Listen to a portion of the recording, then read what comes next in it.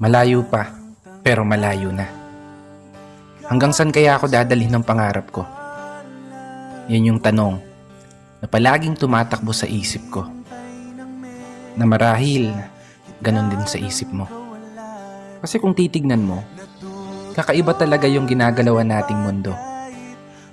Parang minsan, nagtitripa na lang tayo. Paikot-ikot na lang yung sitwasyon na paulit-ulit kang natatalo.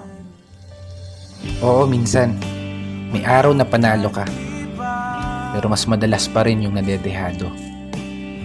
May oras na gulong-gulo yung isip mo, may panahon naman na pumapabor sa gusto.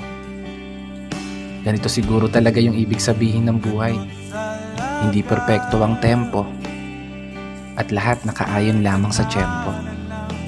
Pero kahit ganon, dapat